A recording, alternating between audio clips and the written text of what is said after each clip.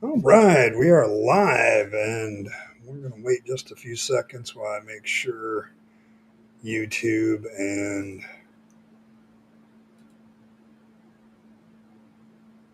StreamYard are talking, and it looks like they're talking. So, welcome to the Rabyd Atheist. I'm your host, Ed Rabyd, a former pastor turned atheist, now a compassionate anti-theist. Welcome to my channel. Today is Deconversion Hangout, so if you're deconverting or interested in talking about deconversion or just want to hang out with some people of like mind without the theist bothering you all the time, this is the place to do that. So thanks. This is the place to hang out. And one of the rules I have for that is you have to be a subscriber for at least 20 minutes before you can engage in the chat. Kind of keeps the drive-bys by and allows us to do that. So there's that.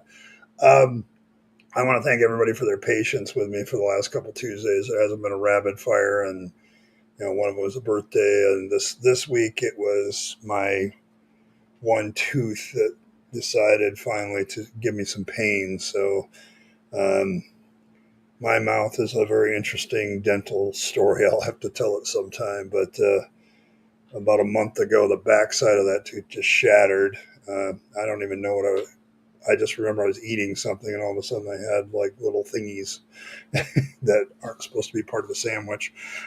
So, but I have a lot of old dental work from the past when I was less careful about my mouth. So um, now I realize how badly designed teeth and the mouth are, and I try to take care of them better. But yeah, it hurts. So it was pretty painful, and so I was like, got into the dentist, and they gave me drugs. So I'm on drugs right now, and I have an extraction coming up on Tuesday morning. So get rid of that one. And I got some other dental work that's all old dental work that's starting to go bad. So it's not any cavities or anything. It's just old dental work from 20, 30 years ago that's finally deciding to give up. So I don't know what they made them out of back then, but it's not working. So, but we'll get a roll call here. And Anne Marie was here. That's awesome. I'm assuming the weirdo currently known as Evan is Evan. Great name though. And Martin is here. And the lovely Earl is here. Frankie Elder God is here. Paul is here. Lisa is here. Good to see you, Lisa. You had all your teeth pulled? Yeah. I'm not quite to that point. Yeah. I'm sorry, Earl. I know you're like our resident hygienist. But when I was in my 20s, I was not very careful with my teeth at all. And I'm still paying a price for that. So there's that. So, and Fred is here. Fred is late but present. So, but yeah, thanks for all the well wishes and all the stuff. Thank you very much for that. I'm glad nobody said I'm praying for you, except one guy who's a theist. I know he's a theist, and he's kind of a kind-hearted theist. So, yeah, it just and all that. So, but I'm doing better. The painkillers are pretty good. So, um, feeling all right. So I just have to hold out till Tuesday morning, and then I can get this dealt with. And then I'm going on vacation with the family. So, and I wanted to get this taken care of before I went out with them. And I want to have a toothache dominating this discussion all the time. So, but yeah, I know Earl. She's as a dental hygienist. You probably know more about what's going on than I do. But more of my, it's funny because I think one of the comments mentioned how well designed the human mouth is and how well designed teeth are, and they were being very sarcastic. And it's like, yes, um, one of the great arguments against good design is the human mouth. It's like, yeah, there's some irony, with the fangs. Yeah, we have the onions crying over me. So yeah, they're no joke.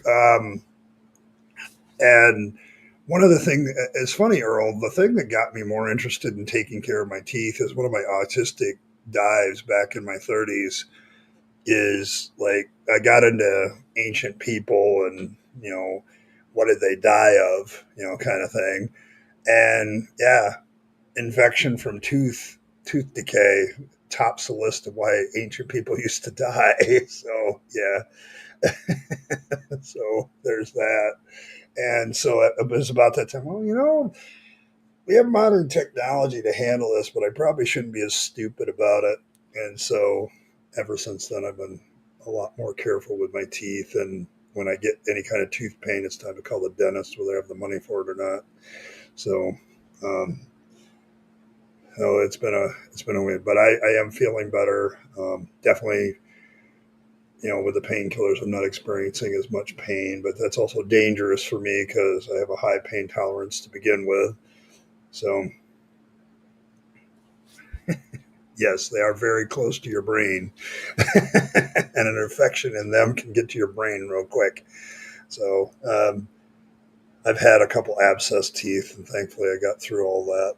This one's not abscess too bad, the dentist said. So he scheduled me, and we'll get you in. And I have a very good dentist, so he's done some wonders.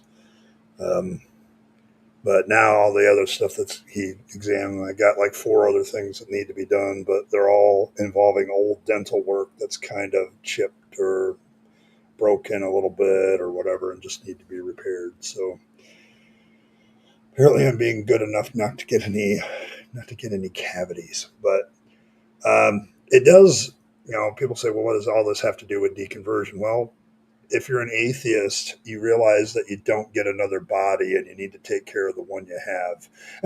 Okay, you don't get a second shot. There's no afterlife with a new set of teeth for me. So, figuring out how to take care of yourself better.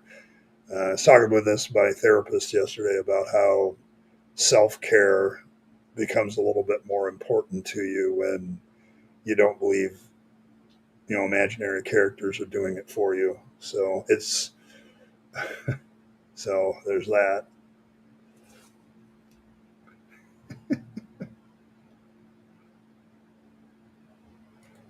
Dental coverage, yeah.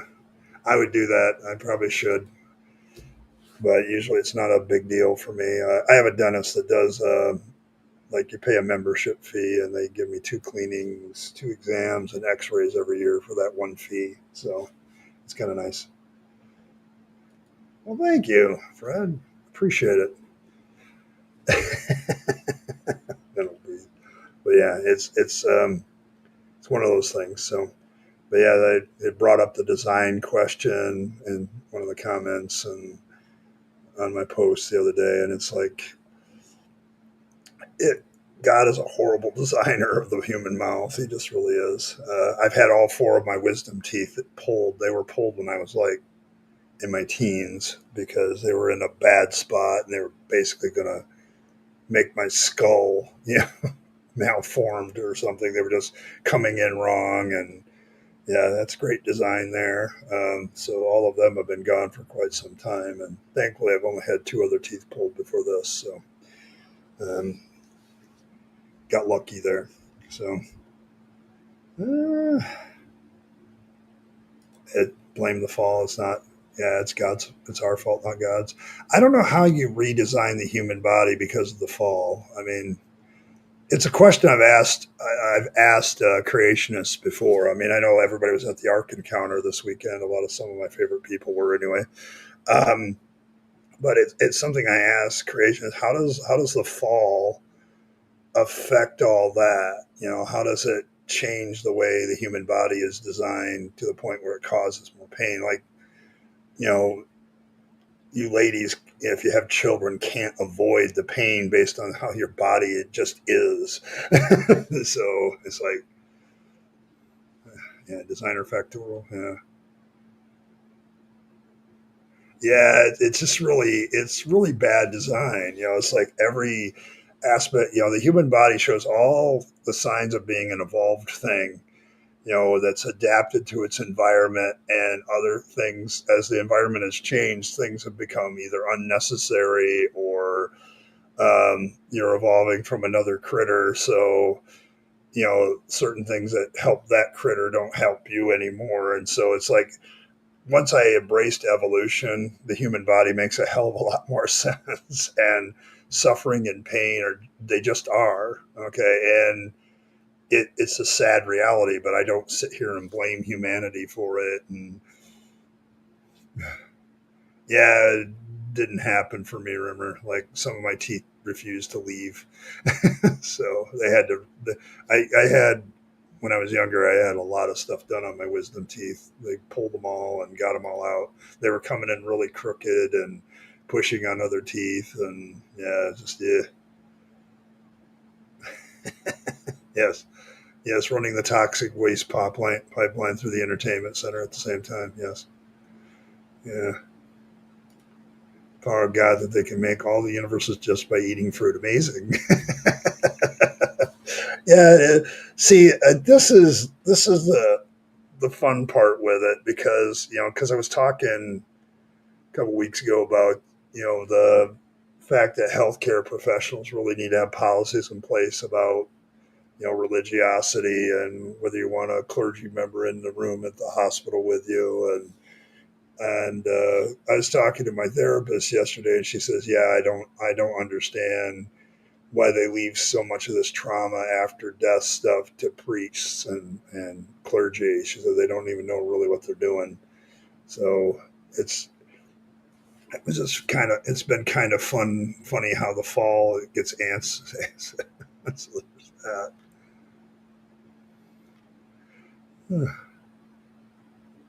An evil thing, eviled. Kent Hovind said this. I can believe it.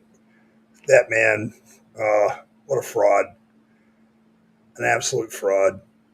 Um, I mean, don't get me wrong. He's not like some of he's not filthy rich like some of the other frauds that I could mention, like Ken Ham, but definitely one of those guys that makes enough money to like sit around and do nothing all day, uh, just by being a creationist. Hey, Windmill, good to see you. Oh, evolution. Oh, yeah, I guess I can see that. But yeah, I mean, I don't know. My thing with embracing evolution, it has a lot of practical value, because I don't sit here and blame, you know, a couple of humans that didn't exist a long time ago for all my physical problems. I just don't do that anymore. It's like, yeah, this is evolution in action, and we got to figure it out. Oh, missing 6 teeth. Yeah, it's good design too. Yeah, see, then that's the thing. I mean, if you want a good example of evolution leading to some really weird shit, um, because of adaptation to environment and change over time, the human mouth is definitely it. There's tons of examples from yours to mine. It's like it's ridiculous when you really look at the human body and think that this is good design. So it's like that.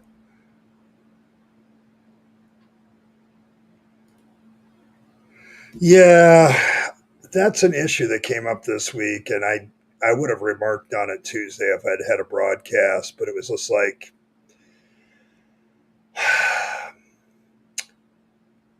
what evil did those children do? You know, I mean, if evil is what causes natural disasters, God has poor aim. Okay, he has really fucking poor aim. Um, I mean, my trickster god Fangs has better aim than that. So, so there's that. Yeah. So, but yeah, you know, now how do I look at such tragedy? Well, this shit happens. Okay, the world is not made for us. We've kind of adapted to it. There's dangers in this world that hit people. There's no divine plan behind any of this. It just happened. And it's a horrible tragedy. Okay.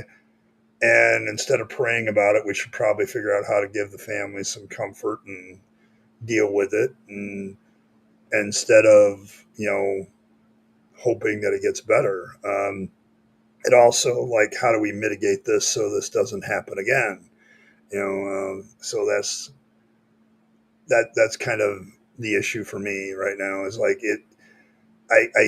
I feel like people, when they look at tragedies like this and you're a theist, you're really justifying, well, it's got to be the devil's fault when it's evil. And yet there's verses in the Bible that say, I'm the one who brings evil. I'm the one who brings earthquake. There's a whole list of things that God says he brings upon people. And so you have to ask yourself a question: if natural disasters are punishment for evil, why are they so random? And this is a pretty good example of a bunch of innocent kids getting killed for what? Exactly. What evil did they do? Oh, it's just for evil in general. So God believes in punishing innocent people for what the guilty do. Jesus. And then the guilty get to keep doing their thing. How's that justice? Okay. It's like, it's not a question of whether it makes sense. It's just, it's obvious to me there just isn't a God, riding herd over the world too well. So, like, no, he's incompetent, okay, or he's got a bad attitude, and neither God I want. So, yeah, some people do only still have their baby teeth. That's good design too. You know,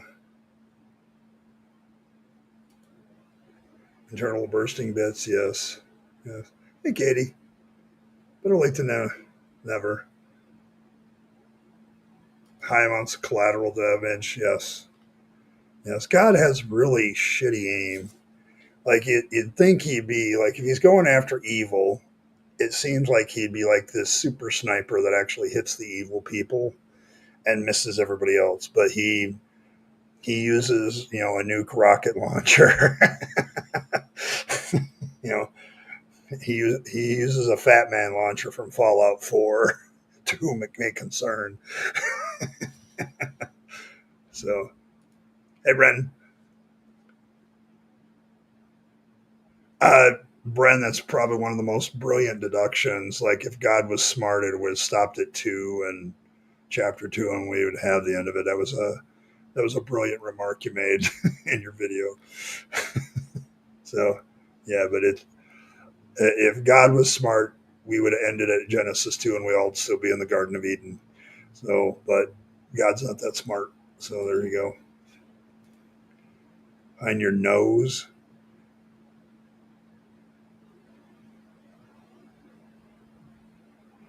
Yeah. You can't keep you on the braces anymore. Yeah, yeah. Yeah, God. See, that's just poor design. Like, you know, it brings up the whole problem of evil question of birth defects, people being born with certain conditions. You know, the problem of evil on display with natural evil. It's like you have a God who basically knows everything, is everywhere present, and supposedly all powerful, and yet he puts teeth behind noses and can't seem to get his design straight. There doesn't seem to be a good there doesn't seem to be a good anything there. I don't. Now I kind of laugh about it, but back then I was always trying to, when I was a Christian, I was always trying to justify this stuff. Like this tragedy in Texas with the flood, it'd be like, well, God just wanted to take them home early, and it's like, God's eternal. He's got all kinds of fucking time. Like time is irrelevant to him, so any discussion about it is irrelevant. It's like he doesn't need. He can wait. Like he's good. Oh, I. It's not a tragedy if it's part of God's way, Yahweh's plan, but it's a tragedy to humans. It's all a question of perspective, cranky elder God. I mean, from an elder God's perspective, I can see this is just a hiccup in the universe, but from human perspective, particularly the people closest to these children, yeah, it's kind of a shit deal. So,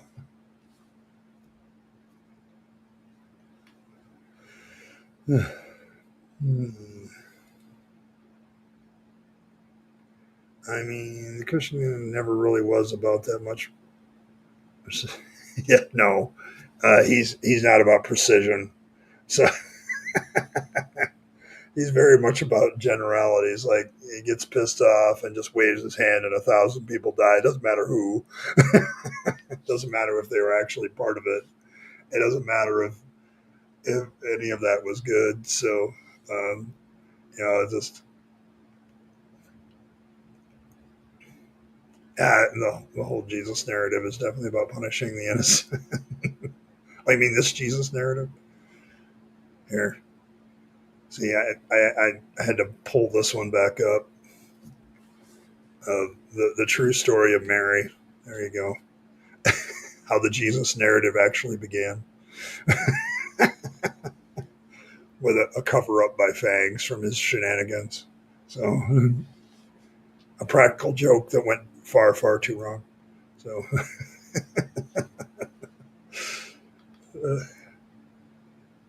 he's either impotent or evil. Yeah, I'm going with impotent. I mean, the whole concept of God now kind of makes me laugh anymore. So the more I do have done theology, the more absurd things we got. So, hey, Kevin, good to see you. Thanks for checking here. I know you're serious, Bren, but it's hilarious because it's the most basic thought that pretty much ends anybody who wants to believe the Bible. Is like if God was really good at his job, there would have been no problems after Genesis 2. Like there wouldn't be a fall. And but something went wrong, and the only guy that was in authority at the time was God himself. So who's to blame? Oh, we're going to blame the creature instead of the creator who could have figured this out where, you could still give the people the knowledge of good and evil without all the bullshit. So, he's never claimed authorship of the Bible, though. So,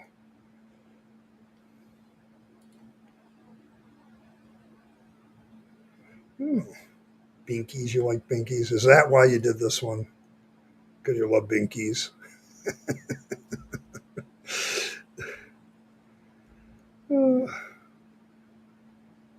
there's that. Thanks, Kevin. Appreciate it. You're a Central Reformed Presbyterian Fangsitarian. Jesus, do we already have denominations? We have a lot of denominations already, don't we?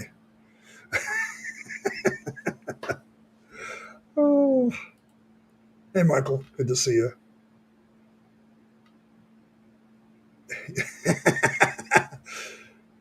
You don't want to deal with the Christian Reformed Church.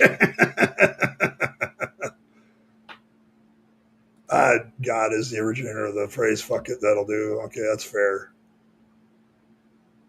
You're back. You had to brush your teeth. Okay, fair enough. Nice joke. Gee, Fred, way to rub it in.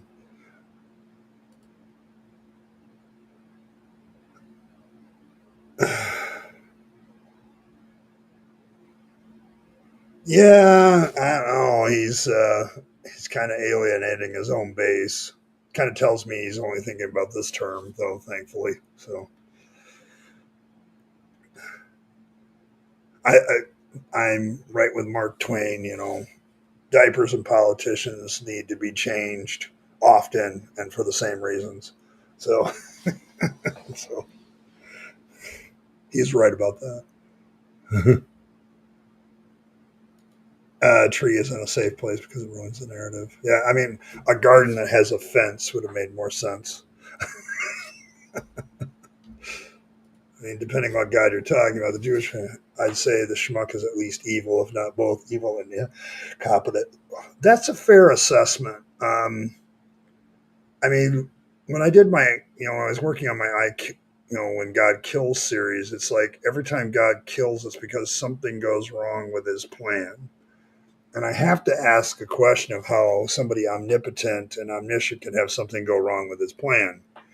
So either he's making screwed up plans on purpose or he's incompetent, or both, a little bit of both. So he didn't pay Eden's FEMA enough. Okay. Uh, Earl and unbelievable. There we go. You're a Fangs-tarian agnostic. There may or may not be a Fangs. We can't really know if there's a Fangs or not. Oh my God. Oh, I love starting a cult. This is so much fun. Oh, see, every one of you can now create your own denomination of Fangs. Just go and do it. It illustrates my point so well. Bad creator of stories, yes. So,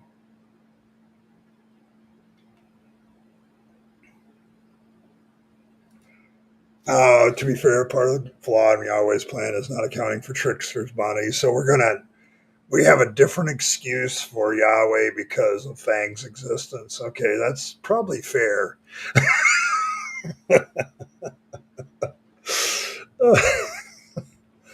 Yeah, I mean, yeah, I get it.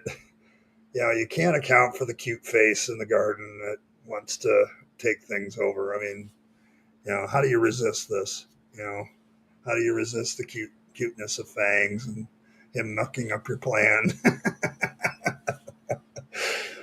Oh yeah, so Fangs has mucked up Yahweh's plans. I don't know. There's that. Schrodinger's Fangstarian. Okay, so Fangs may or may not be inside the box.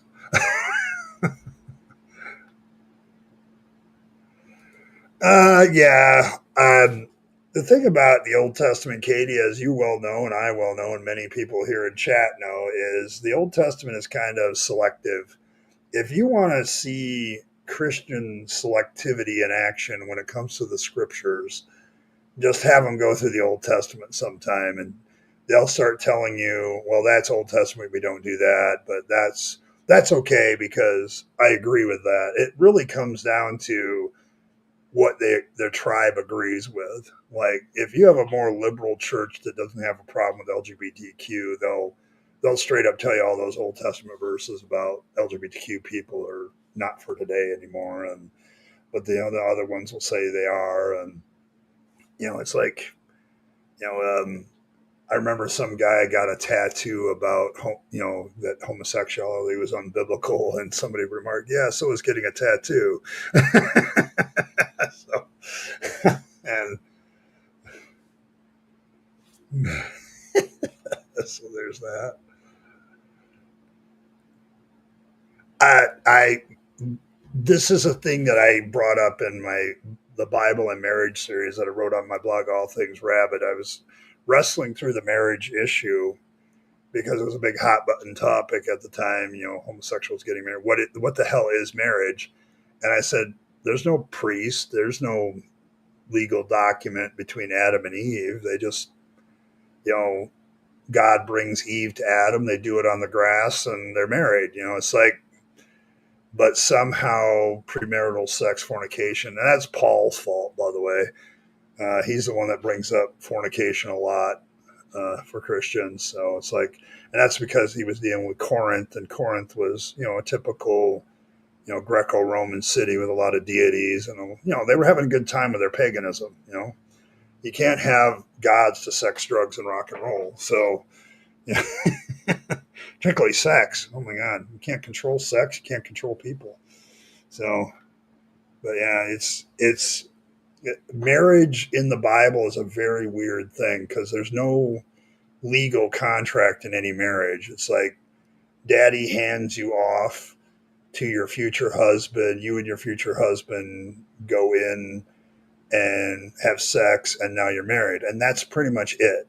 Okay, like I find it hard to see how fornication could even exist. So in such a system, so and they, of course, they have the one I'm critical of, where if you want a certain girl, you just have to forcefully have sex with her, and then pay her dad a bribe, and then you have a wife. So there you go. But yeah.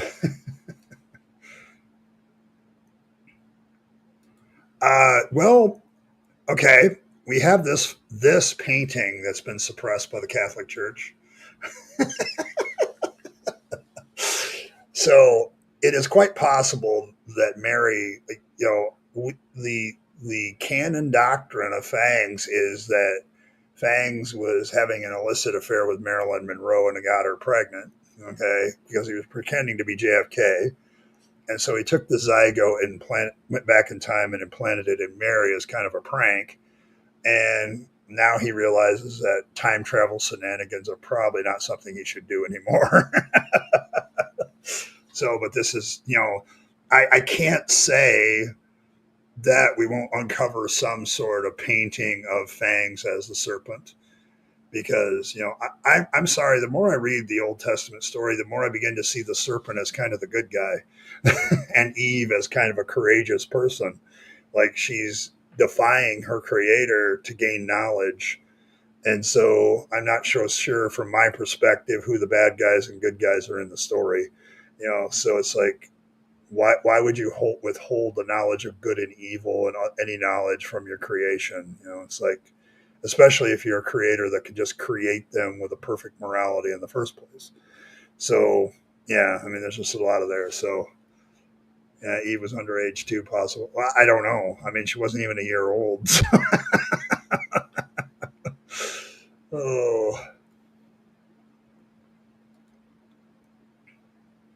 okay.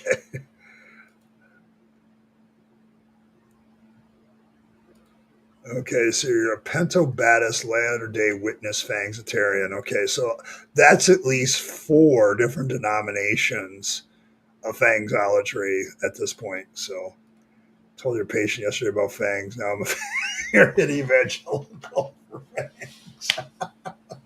Oh, Earl.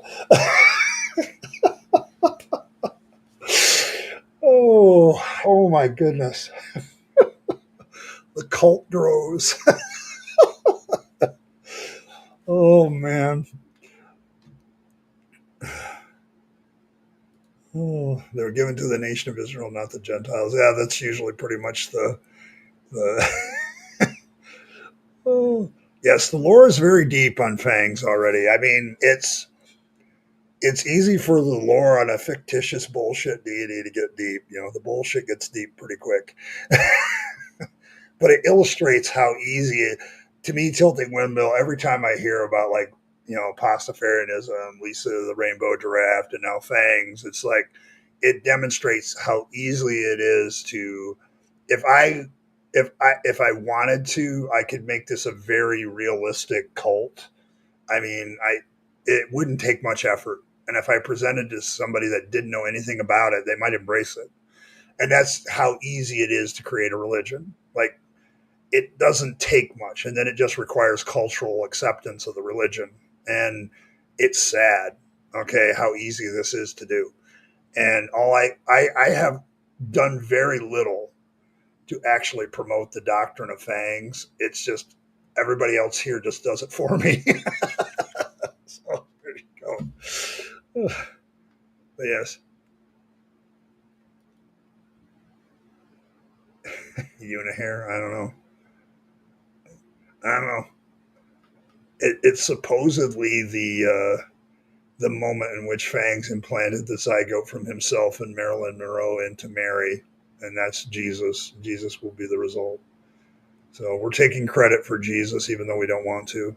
So we're taking responsibility. That's probably a better word. Fangs is taking responsibility for his former trickster self getting off track. So yeah, do what you want, Fred. If you want to be an Orthodox Fangson, that's great. I mean, we can have debates about what this should be called. Street preaching. Are you going to do a street preaching for Fangs? Are you going to do that, asshole? That would be hilarious if you got that on tape. Oh my gosh. They didn't know. They just did it before the fall, so they didn't know. Californication, yes. He was also banging Luke. That's quite possibly true. And you were there, Elder God, so maybe you're just giving us more information than we want. Corbin. Corinth is a great place. If you wanted to party, Corinth was the place to go in the ancient world. They had a temple for just about every god there was because they were at crossroads. Because before they dug the canal there, you unloaded on the one side of the peninsula and did the I can't remember how much of a journey across by land to the other port, and then loaded on another ship. And then I think now there's a canal there, so you don't have to do that. But I, and so I've never understood I mean, if Eve was created out of a rib, then yes, he is kind of screwing himself in more ways than one. So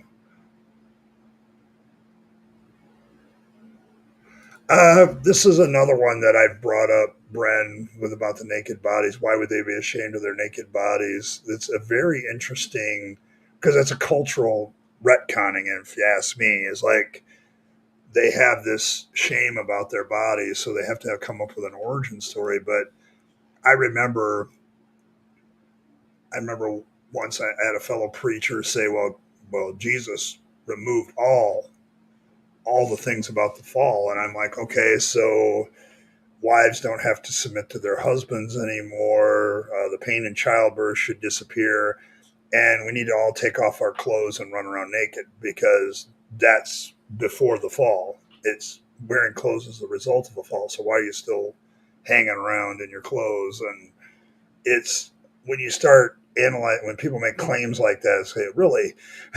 Okay. And there was a Christian cult that has appeared a couple of times in human history called the Atomism, and Atomism is getting back to Adam and Eve, and that's exactly what they do. They're nudists, they're Christians, and they have an equality thing going on. So it's happened a couple of times. So I don't know. I try not to read the intentions of Fangs because he has so many. Um, he has the eyes and ears of every rabbit, so he can see everything, know everything that rabbits know. So, Fangs at the Last Supper. Oh boy. See, I got two of them now. Fangs is the serpent, and Fangs at the Last Supper. We got to figure that one out. There might be several different versions. I mean, artwork is always appreciated. I, the impregnation was already done. I mean, he doesn't actually have sex with Mary. He just magically implants the zygote inside of her, kind of as a prank. You know, so and it's how Fangs at least is a growing deity. He realizes now that that was a horrible mistake and error. It ended up creating this thing called Christianity, for which he is forever apologizing. So there's that. So yeah, so God doesn't acceptable. Thanks, testicle. Oh,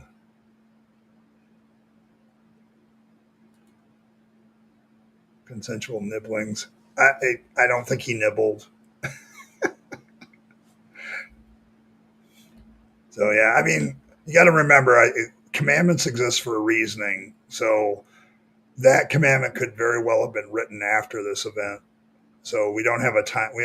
The Fang Dammits are written much after Christianity got started. So it's possible that Fangs realizes his error, unlike some gods I could mention, and because he's not omnipotent and omniscient and all that stuff, he's just a bunny with great power, and so you know, um, so the Fang Dammits may be the result of his mistakes and realizing things. That's why there's 10 of them, but it's a never-ending list. So thanks, Martin. Appreciate you as always. Thank you very much. Fangs his chosen people. Yeah, well, yeah, he's rabbit shit, not bullshit. I suppose that's true. And boy can he shit. So trust me, I used to help my dad raise rabbits, so I'm well aware. Yes, it's a very, you can, you can take normal events, tilting windmill, and turn them into theology very quickly. When I listen to like Pelagia's minimal witnesses, you need to realize that Paul isn't saying this is what happened. He's saying this is the minimum you need to have a religion get started, okay, like Christianity. All you have to have is one person who sincerely believes, or two, sincerely believes they've seen the risen Jesus, and a bunch of other gullible people that believe them, and you have a religion. It doesn't require an actual resurrection. So it's and Fangsology has just illustrated this so well, because we started off with just a bunny with fangs, and now there's denominations, doctrines, heresies. so, so there's that.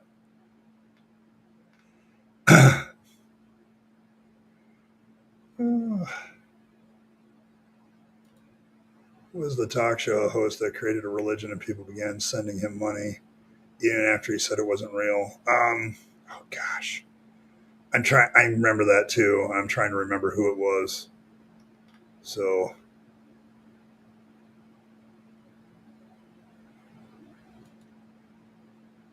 yeah, it is low key scary. That's why he wrote the Fang Damnants afterwards. He realized, this is when he was a younger god and just screwing around, quite literally. So he's tried to become more and more moral. Unlike some gods that don't change and are consistently evil, Fangs is trying to get better. So he's always trying to work on things. Let's see.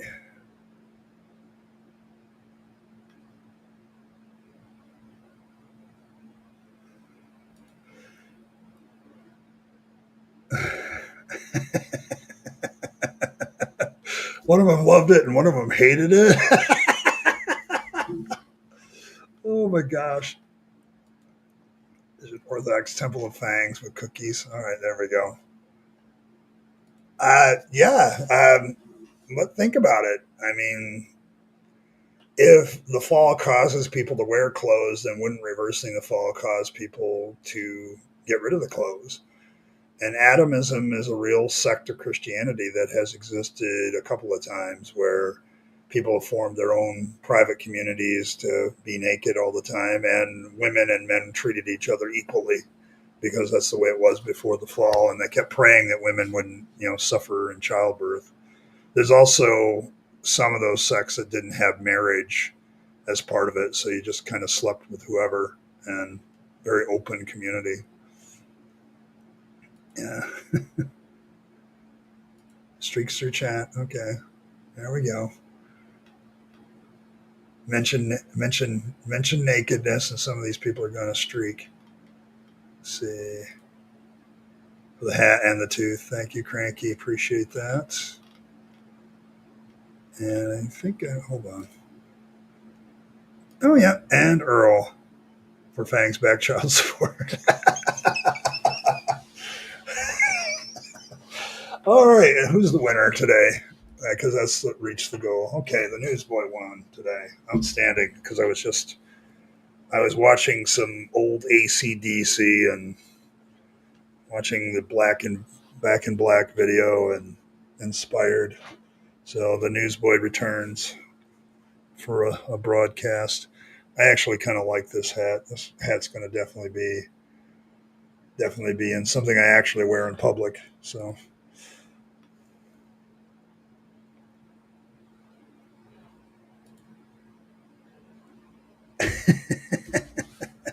the Tooth Bunny, yes, it's a foreshadowing of fangs. Then we will claim that.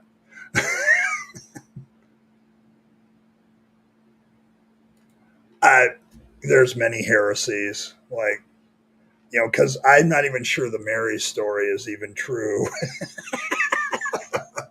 And some other people consider this a heresy for the obvious reasons that Fangs would be a more consensual deity. And I'm like, he's a trickster fertility god. Okay, he might get consent, but it might be, through lies and deception. So tooth is nothing but a tooth. So help me, Fang. I, that's really, she should get over it, dude. Yeah, just, you do you.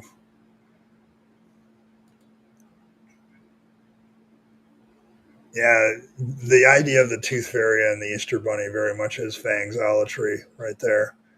That's a that's a foreshadowing, I'm sure. Yeah, the Newsboy Cap.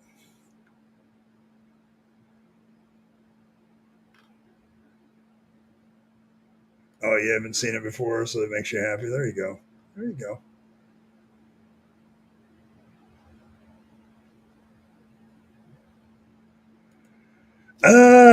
Yeah, the Great Flood. I mean, in the spirit of everybody who went to the Ark Encounter protest, which if they have it again next year, I'm going to try to make it one of my things to go to. But and so all of you might be able to meet the Rabid Atheist in person if you haven't already. So, um, but it's like when I was looking at creation, when you look at the creation myths, okay, a lot of what Yahweh does doesn't make any sense. Like he gets upset. Like the word there is he regrets making man. Now, how in the hell does an omniscient deity regret anything? Okay, like how would that even be possible? Okay, and it was a when I was a theologian, this was probably the greatest bugaboo. If God knows everything, then he should be able to plan in such a way that such things would not happen. Okay, so it doesn't make a lot of sense. Like we're going to blame the creation for becoming evil if you created with them with the capacity to become evil. Okay, like it does not make sense at all. I just you don't want to see at the Ark, so you're going to stay home. Well, there you go. I don't really want to go to the Ark and lend it any credence myself, but I get the Ark protest. There's a lot of people that I've become friends with on the internet, and it's like I'd like to meet them in person. Um, so there's that. But it's just one of those things where when you look back at it, it's like, how did I ever believe this stuff? And you have to go back to you're 4 years old, you're in some Sunday school class, and they got the picture of the ark on the wall, and they tell the story, and it's a cool story. Okay, it's kind of if you take it away from its religious connotations, it's kind of a nice little magical, mythical, whatever. So yeah, um, it keeps some kids off your property if you do yard work in the nude. I'll make a note.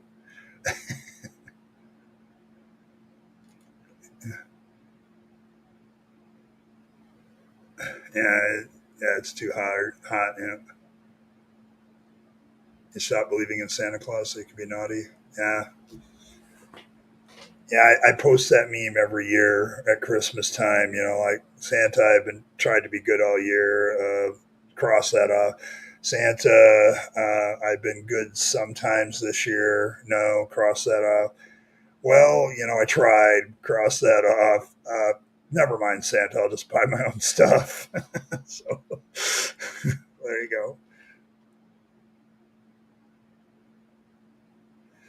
go. Oh, thank God. What create so they could destroy. Yes, this is the other thing that bothers me. If you have foreknowledge to know that this is what's going to happen, um, why would you create in the first place if you know that you're going to destroy all the people? It's also one of those great ones that I like to bring up with God is pro life people. It's like really, how so? Are you telling me that all the people that drowned there wasn't a pregnant woman or a child or a baby or if he's destroying all mankind and according to Jesus, they were just doing the normal stuff, having babies, getting married, and all this other stuff. A lot of innocent life got drowned. Well, they were all evil. How the flip does a 1 day-old child think evil all the time? Yeah, it's like it's one of those weird stories that when you really Bren makes a great point because when you analyze the motivations of God, it does not make any sense. Okay, it's okay. I'm going to wipe out my creation because I screwed up. You know, the first time. Right? They become evil all the time. Um, I don't know. I mean, Fred here makes a good point. Then, unless you wanted it to happen so you could drown a bunch of people, in which case you're a sick, evil deity. Okay, and so if you're an omniscient deity that knows that this is going to happen and create it anyway, knowing it's going to happen, you're kind of responsible. Okay, for a lot of people dying. So there's that. Be like Fang. Yeah, Fangs is what did Earl describe it? A furist. He's not a nudist. He's a furist, and he only wears bows on occasion. Yeah, it's the other thing. Why would a perfect being require anything? Why would he have a need to create? It kind of, what do you, and perfect is such a value judgment word. What do you mean? Like, I've had situations in my life where the thing wasn't like perfect in all its stuff, but the situation was kind of perfect for me. I got out a lot out of it. So it's really a value judgment of what perfect is in the first place. What do you mean? Like, the perfect meal to me, for instance, is different than the perfect meal to everybody else in chat. Like, all of you might have your, if you sit down and this is the one thing you want to eat right before you're done forever, what would it be? And it's going to be different for everybody. And so, how do you define perfection? It seems to be a valid. I'm sorry, Elder God. Yeah, nothing like a sensitive, sick and evil deity. At least everybody knows you're up to something because of the tentacles. I'm just gonna say it. Oh, yeah, a bunch of sea life, animal life. Everybody got killed, like for mankind's evilness. God wipes out all life on Earth. It's like I was saying earlier. It's like God doesn't seem to have the ability to just like eliminate the evil without eliminating the good. He's got to like he just throws he just pulls out the Fat Man launcher and launches a mini nuke, and so you end up with stuff. Uh, I don't know. I don't think he bothers to cover up. He's a rabbit. So your mama's no lasagna. Nom nom. There you go. See, and I like lasagna, but it's not my perfect meal. So I'm not even really sure what that is. I have several probably. Carrot cake for dessert. There you go. Hey, Wolf. But better late than never. We got some time yet. I got about a half hour yet, and I have to go to my last day of work for the week, and then I get a week off and be on vacation next week. So those of you that are listening understand that probably the latter half of the week I will be somewhere in Ohio um, with my family. So I haven't seen my eldest son in person in a couple years, so it'll be good to see him and my two grandkids that I don't get to see as often, and there'll be two pregnant women with more grandkids, so it's gonna be fun. So zebras are evil. Okay, which zebras?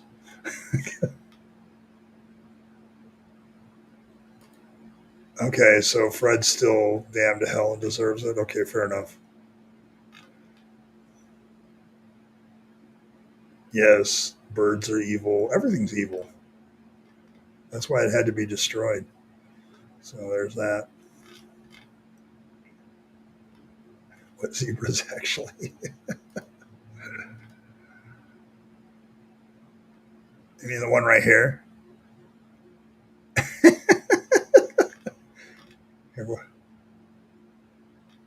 Yeah, my daughter-in-law is will be 8 months pregnant when we have this vacation, and my daughter, she's due at the end of October, early November. So she's already starting to show too because this is like her sixth kid, so it didn't take long.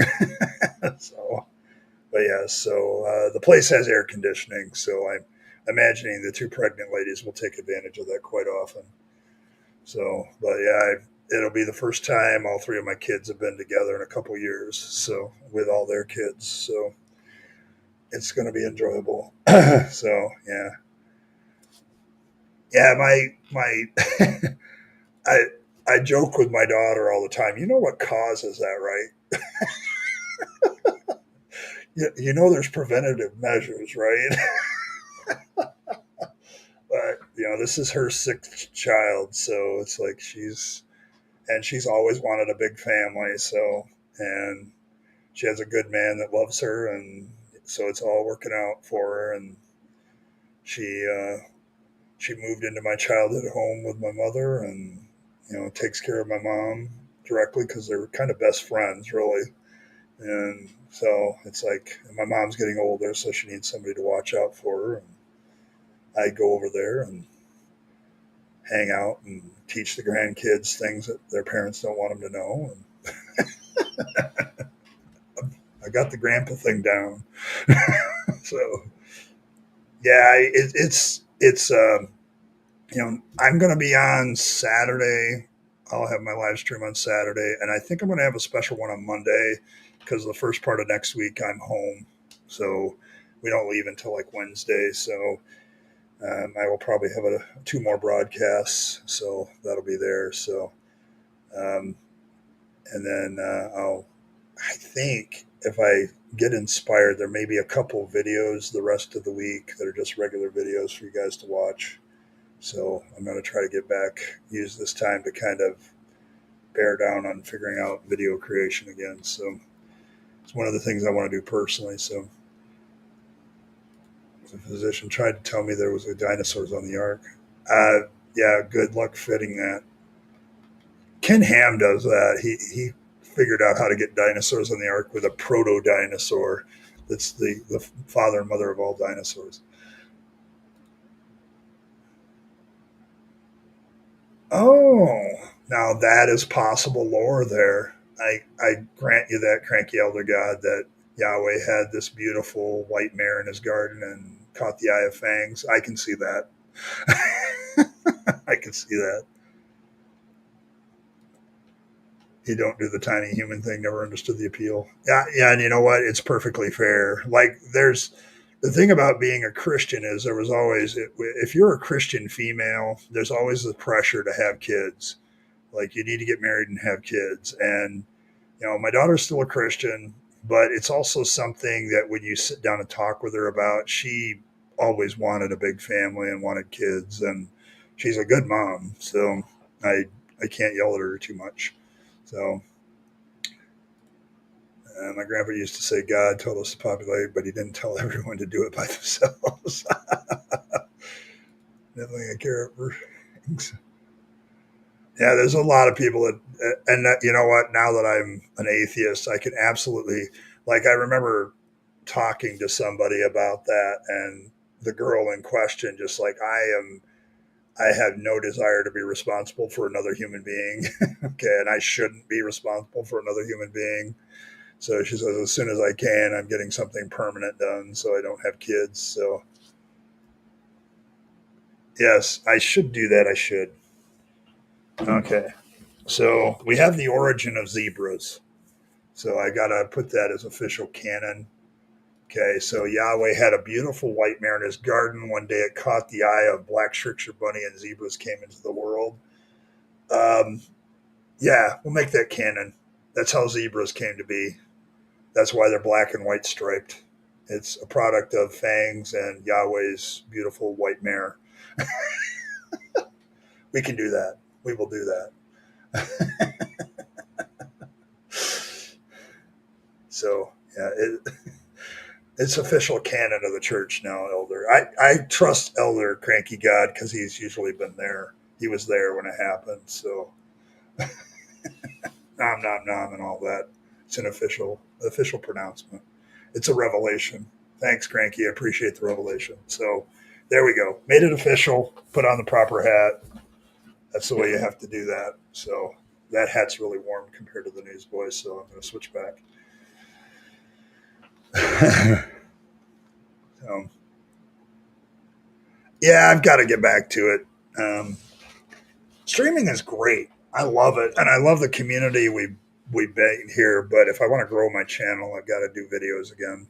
And it's refocusing. I want to continue with the questionable witnesses series, but I'm want to upgrade it a little bit in certain ways. So there's that.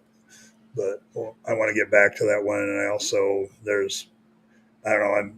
I've noticed a trend in videos have changed on atheist channels. There's still a lot of people that do reaction stuff, but there's also people that just speak their mind now. So and talk about things. So yes, and we have the lap in which our Lord naps, also adding her nom noms to that. So it's now official canon doctrine that zebras are the product of fangs and a white mare belonging to Yahweh. So we will add that to the list. Not true anymore, Rimmer. We have official canon doctrine of fangs about this now.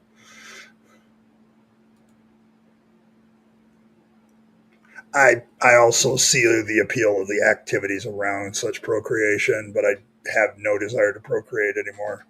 Like I've done my bit. I have 3 kids, 2 sons and a daughter, and I've done my bit. And 7 grandchildren, soon to be 9. I think I'm good. So I'm good. I just wanted one.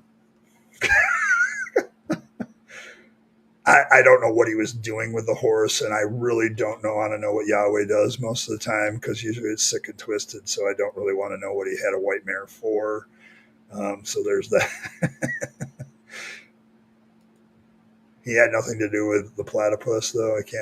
Even he can't figure that out. Yeah, he stands in awe of the trickster goddery of that shit. Like he's a trickster god, and he's like, man, this is next level shit that I got to get to. I enjoy the streams, but yeah, I'm trying to look at my channel as something that can continue to grow and have an influence. And I'm very, given the current state of my country and who's in charge, I'm very worried about Christian nationalism more so than I was before. There always was some good checks and balances in my government, and now there really isn't any because one group of people kind of runs everything, and that's always a dangerous time, regardless of who it is. So, but I'm sure Musk and his American Party will solve all the problems. Uh,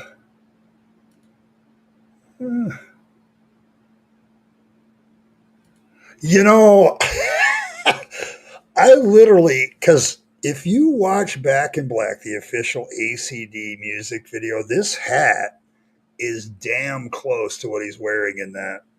It is really damn close. And, Back in Black, I remember when that song came out. And I remember I was playing on the football team for my high school at the time. And we made that our unofficial fight song for like 2 straight seasons. And the PA would play it when we'd come out. And my school, the colors were red and black. We wore black from head to toe with red striping and cool moments for me. So I've always loved AC/DC, and Back in Black is still my favorite song from them. So it's like it's really good stuff. So, but yeah, I was watching it. I'm like, my Newsboy hat almost looks like his. Mine's a little darker, I think. Watermelon size ring. You don't like that? It's another consequence of the drunk. You're not gonna tell us which gods are involved in this drunken barn dance, cranky elder god. Like the platypus is the result of this drunken barn dance. Did everybody have like some sort of DNA to contribute to this, and that's why the platypus is this? Is this like the result of a god orgy of some sort? Because that would make sense.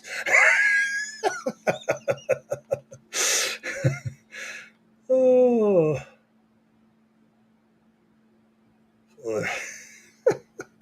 I mean, honestly, if you're going to make up theological answers for these problems, like where the platypus came out, that makes as much sense, cranky, as any other thing I've ever heard. So, oh my goodness.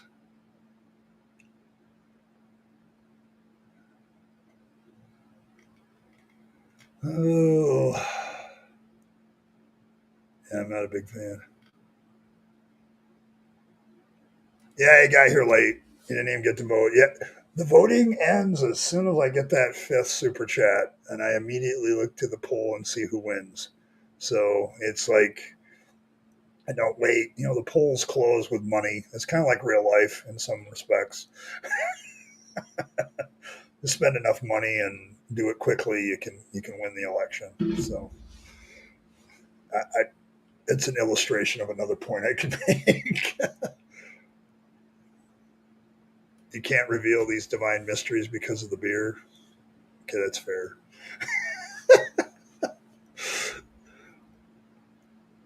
He was there in several avatars. He was. I need to set my goal to 10. I debate with that all the time, Alex. I really do. I don't know.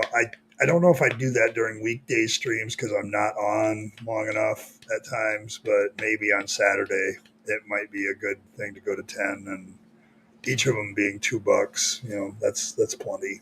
I don't want to break the bank with anybody, but I'm trying to make a living. So helping people deconvert, talk about atheism, you know, and random things about fangs and elder gods, and so too much beer makes you cranky.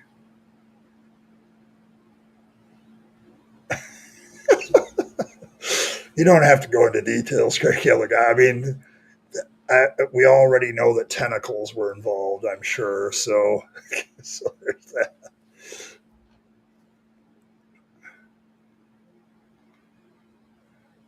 Oh, yeah, I don't know, but yeah, the cult of fangs has grown so well. I'm so proud as a parent.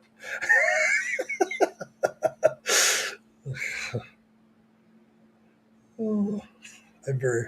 You're always cranky. Not always. You're not always cranky. Most of the time. Most of the time. 10 angles.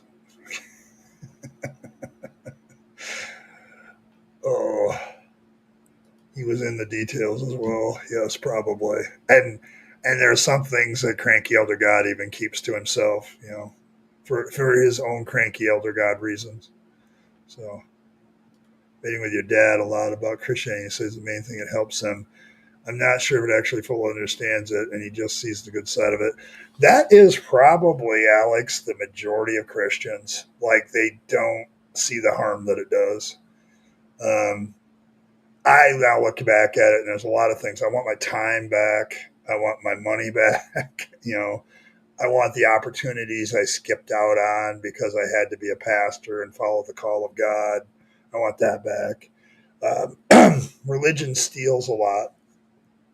I mean, for that alone, it deserves our contempt because it's a fairy tale that steals a lot of money and time and energy. So there's that. I still work at Walmart, so yes, I love the job I do because it's at night. I'm part of a team that's left alone because we're there to do a specific job at night. We're not stocking shelves or anything like that. We're changing them and fixing them and moving around, and it's quiet. It doesn't involve a lot of responsibility, and I make decent money. So enough to pay all my bills and stuff. I mean, it's still a Walmart job, but I enjoy doing what I'm doing. That said, every time there's a team lead promotion in my store, I put in for it, but so far, not even an interview. And I'm becoming painfully aware of two things. One is because of my autistic nature, I think a lot of people think I'm a cold blooded bastard. And it's not really that. I have a lot of strong feelings about things. I just am incapable of expressing them. And there are studies that say that autistic people don't get promoted as much because people misread them because they don't act like normal humans. And that might be a problem. But I'm also getting older. So sometimes I enjoy some aspects of work, Earl. I'd rather do this, to be fair, but um, my work is such detail oriented, I can get focused on it and the world just stops and I can just think about what I want to think about. It's quiet. It can be meditative at times, but it doesn't really have that much to do with the work so much as the environment. So,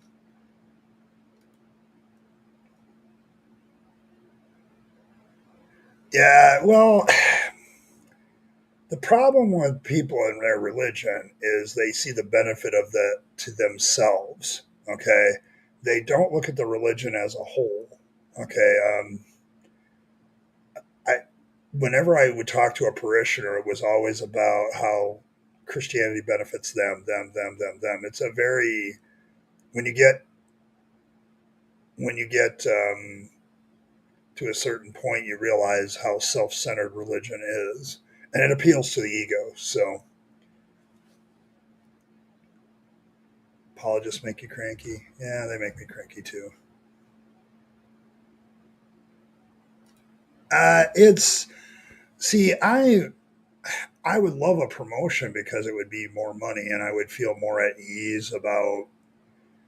I'm kind of in this vein, and I talked to my therapist about this yesterday. That I'm going to give my current employer about a year to give me at least a promotion of some sort, probably till the beginning of the end of the spring next year or in 2006 or whatever. And if they don't do that, then there's a pretty good chance Ed's going to like look into teaching online K through 12 here in Michigan, where I could. It has its advantages of like I'd be able to stay home all the time, but I'm not sure I want that. Getting out helps me too. So see you later, Fred.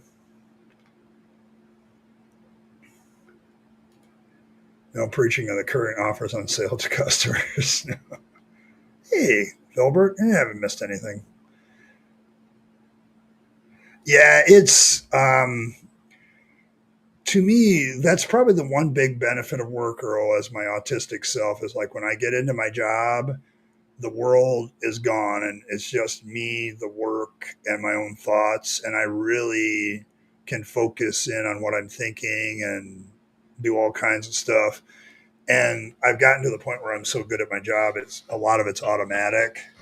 Like it gets to a point where there's just this automatic thing, and I really enjoy that moment in some respects. Probably the real enjoyable thing about work is when I'm left alone and I can focus and I don't know. I don't feel. I know it's weird. I don't feel anything, but it feels peaceful to me. So I love that peace. Let's see. I have a poli sci degree. I have an interest in politics, but you know, you can only you know the old joke among political scientists. You can only have so much interest in many blood sucking insects. Poly meaning many and ticks meaning a blood sucking insect. You can only have interest in that for so long. Um, it's not that I dislike politics. I think it's an inevitable part of society. When you have a social species, they're going to have politics. My problem is, as a libertarian, I'm very skeptical of people in power. Like, why do you want to be there? Are you there actually to be a public servant, or are you patting your own self on the back? And so there's that.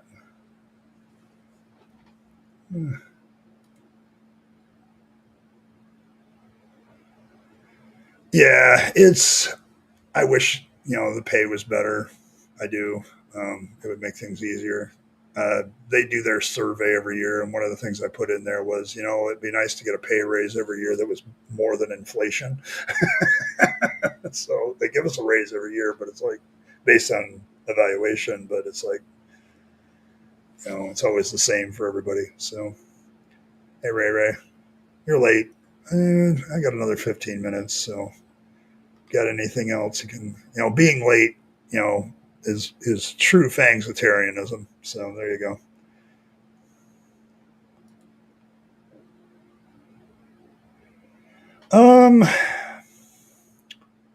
I don't know. The only good thing I loved about teaching or being a pastor is putting together lessons. I love like my autistic self loves gathering useless information and then putting it into some sort of organized form. So when I was teaching world geography, I definitely had that feeling. But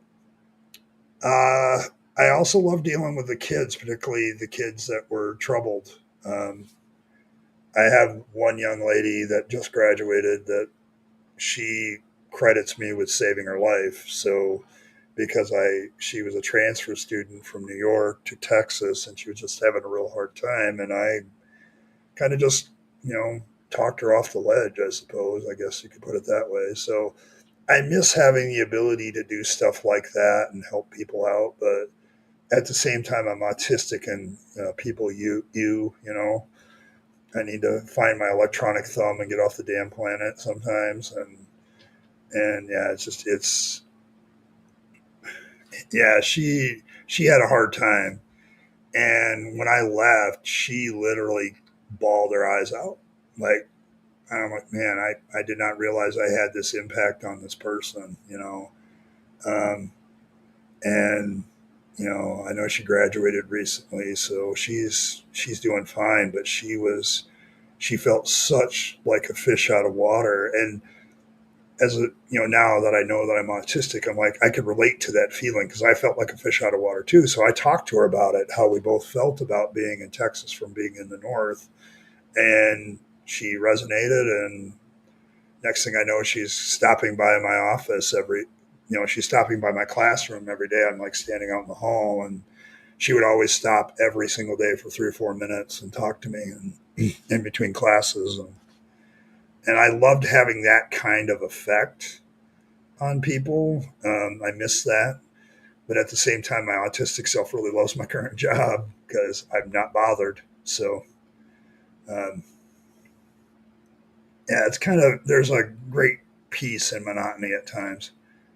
So I have a lot of like PC games where I just doing the same shit over and over and over again, and it just clears my brain. So yeah, I miss the teaching because of that, Katie, of the mental challenge. I really do miss it um, in that respect because I loved putting together lessons. After years of putting together sermons and teachings and stuff like that, it was one area that I had good expertise in. So Walmart failed in Germany. I'm not surprised. I don't, but I've never seen the video. No. Uh, Very rarely. I will probably drink some on vacation, but it would be the first time I've drunk alcohol in probably a year and a half. See, I don't have religion as my drug of choice anymore to deal with my autistic bullshit. And autistic people have a lot of like problems with life controlling substances. And so I tend to avoid them for that very reason. So I don't drink very often. The only time I really drank was when I was still a pastor and I wasn't a Christian anymore. So I drank a lot then, and I don't want to go back to that. It's just yeah, it's the best part about being a teacher is impacting lives. The problem is the way the administration works. They don't really give you the opportunity to do that as much. So what's fun about helping people now? I guess the nice thing about being is that you don't have to help. Well, I think you get Alex. You get more realistic about who you can help. I mean, there's only so much you can do. Like there comes a point where you're not engaged in self care and you're just self sacrificing and killing yourself, and that's just not good. If you don't take care of yourself, you can't help other people. And finding that balance has been a real boon to me since becoming an atheist. I don't have to deal with God putting pressure on me to save the world. So, yes, we do. That was one of the things that bothered me about Texas a lot. How open and blatantly open Christian teachers were. Like they would quote Bible during. I mean, if FFRF went into the typical Texas high school, they could have 25 cases within 5 minutes. It was that bad, and if that's happening all over Texas, then you need to realize that that's what's going on. So yeah, but there definitely is more need for more secular teachers. So if I go back into teaching, I don't think I can go back into the classroom again, but there's a lot of online schools that I could teach at. So, and then I could stay home, do videos, lessons, do all the things I enjoyed about teaching, but not have to do all the bullshit. So, as much of the bullshit anyway. So, hey, Tux. Not your mood. Here's the new dishwasher. Yep, change of roles. There you go.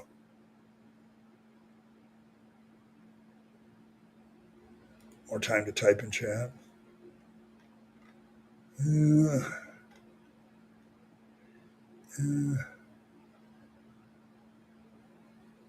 yeah, I want to get back to this one. I do still meditate from time to time just to clear my brain. I don't know if you call that meditation so much as I get overly frazzled with thoughts, and so I have a technique for kind of dealing with that and getting rid of the multiplicity of thoughts and kind of calming down. So,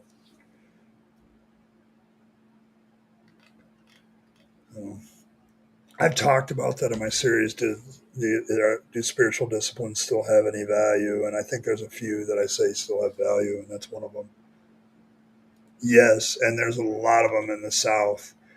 It's like I said, if FFRF went to the deep South and just traveled from school to school, they would have case after case after case. It's bad. Like I went into one teacher's room, she had Bible verses on the wall, and I'm like, it's really not an appropriate place for this. And the secular kids, because there are some, a lot more than I think the teachers want to admit, loved coming to my class because I didn't have all that crap. So um, I don't mind about things rather than be part of Christianity. Yes, freeing your mind to kind of examine things for yourself is probably one of the greatest liberations I've ever had.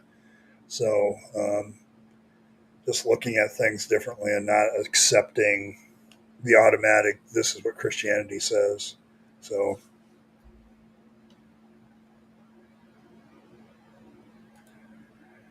his religion I knew. I was literally never mentioned even in the class or anything, like at all. Yes, and I think that's the thing. Like when I grew up in the North and I went to school, it was hardly mentioned at all. But when I was a teacher in the South, tilting, it was everywhere.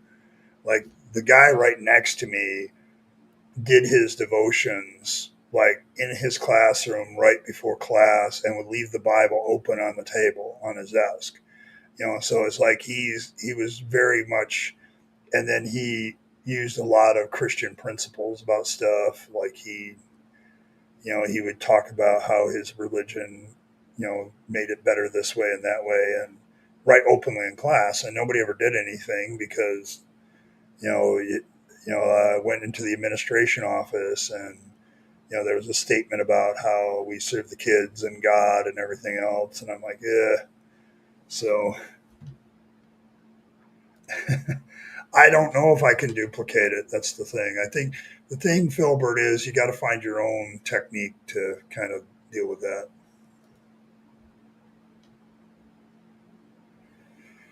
And not does being autistic help me with self control? Probably not. See, the problem with being autistic is when you get focused and asphyxiated on something, um, you deep dive that shit, and if it's a bad habit, you deep dive the bad habit. So I kind of avoid a lot of that stuff. I know other people that are autistic, they have their issues and they could probably tell you. But for me, I really try to avoid bad habits. Although some things I don't consider sinful anymore, so I don't really consider them bad habits necessarily. Um, Alcohol is kind of one of those things where, as somebody who's autistic, the temptation to drink alcohol to loosen up socially, every time I go to a party, every time I go to a social gathering, I want to know where the alcohol is instinctively because it helps you loosen up. And for autistic people, it's kind of a trap. Okay, so it's like, yeah, it's that. So Jerry and very fun to find different ways to call the fictional A bag of dicks. What is that in Yiddish, by the way? Calling somebody a bag of dicks, what would that be in Yiddish? Anybody know? Yes, they were doing everybody welcome. It's like, oh, so we're going to just be a bunch of dicks now. That's great. This is what you're being taught, folks. Is it's okay to be a dick to everybody that's not like you. That message is starting to come out loud and clear. So I I'm more for me it was more of a social drinking. I'm not sure about Zachary. Yeah, something about being morally right and sending everybody else to hell. Yeah, it is unacceptable. Like what happened in the schools around me is unacceptable, but nobody was going to do about it. What do you do when the principal of the high school is a Bible believing Christian that goes to church every Sunday? Like if I walked in there as an atheist, I knew what the response would be. Okay. Now, a lot of people knew I was an atheist, and I got treated accordingly. Like some people were very, oh, I'm glad to have you here because I was not the only one. But there were others that were like, a bag of schmucks. Yeah, I'm just wondering what calling somebody a bag of dicks would sound like in Yiddish. Oh, but yeah, it was just, I don't know what else to say about that. Like, and we've had this discussion about drinking. The greatest temptation to drink in any other job I had other than my pastor job was teaching, and it was because of what was going on. So let's see. First 90 days in office, I'm not really sure I'd focus on that. I think that's one of the biggest stupid things that presidents do. Um, for me, I'm looking for how can I impact the country long term, and for that, I got to work with Congress. Okay, like it or not, the presidents that have had the longest lasting effect on the country have been people who sat down with Congress and got something passed as law. Because, sorry, you know, dictating things from the Oval Office, the next guy gets in, he takes away all of those executive orders and shoves them in the toilet. So you only have the effect as long as the executive order exists. Um, I think I would probably propose something, tilting windmill kind of. I don't know if I'd expand the Supreme Court of the United States so much as I would give them, I would start proposing a term limit, which Congress can actually set without doing because they set the rules of how the judges serve, how they're appointed, and things like that. So Congress could pass something that changes the rules about the SCOTUS. But I have never understood why we have no term limits for judges on the Supreme Court, because you can literally have a Supreme Court get so entrenched with a certain ideology, and then the whole country changes, and 50 years later, the court is still doing the same ideology. So it's like, yes, I mean, you could expand the SCOTUS, that might solve the problem temporarily, but how big of a Supreme Court do you want? Like, okay, so in order to get balance again, you'd have to do like 13. That's going to be interesting. I mean, are we going to suddenly have a conclave of 50 judges being the Supreme Court? Because I can see the political game that we played. Then the Republicans get in charge again. They expand it to get control again. You create this never-ending game of expanding the SCOTUS until it's 51 people or something. I'd rather term limit the bastards out. Like, I'd rather give them a 10-year term and you can't serve again. So, I mean, that would allow new presidents to have more opportunities to change what the court is. So, I would definitely tell the IRS to start doing their job when it comes to churches. Um, I'd let the churches keep their tax exempt status, but I would basically say if you're going to do that, you got to stop being political. Okay, so yeah, term limits would help a lot with a lot of things. There are career politicians that I'm not really sure, but yeah, it's the no true SCOTUS fallacy. It's The problem with expanding the Supreme Court is, where does that stop? Because, okay, the Democrats get in power, they expand it to 13 justices so that they can kind of either get balance or get control. Then now you've made expanding the SCOTUS a way of getting control of the Supreme Court. Well, then what's to stop the other side from doing it too? And then they expand it 5 people, and after a while that just starts to get too ridiculous. I'd rather just term limit people out so that the court changes a little bit with who's in charge and changing ideas of what Americans think too. So yeah, it's the way we appoint judges that is really a problem. That's another thing I'd probably change.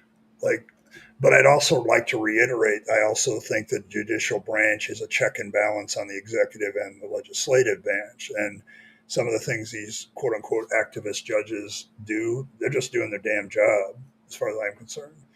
So, I mean, I don't know. It's keeping the balance in the three-ring circus of American government is always a difficult thing. So, but yeah.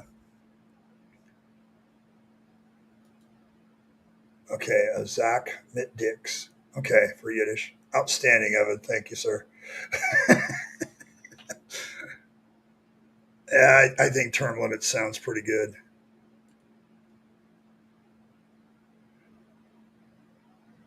A lot of things at the moment, politics and world affairs, as well. So I'm not trying to keep. Hey, I get it. Um,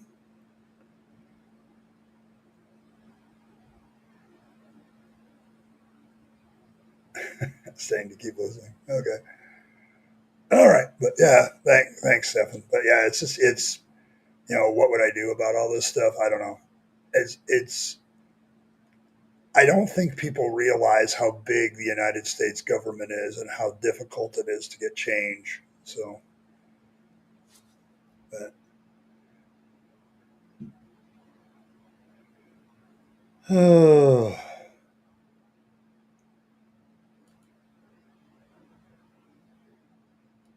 you want to fart in William Lane Craig's face? I'm not sure it would help.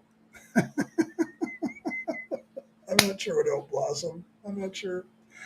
All right, folks, I've hit the hour and a half mark. I want to thank everybody for stopping by, but I do have work tonight. It's my last night before vacation, so I I do have to go to work, and I want to get ready for that. And I want to thank everybody who donated tonight. I appreciate all of you stopping by and chatting with me and talking deconversion and other things. So, um,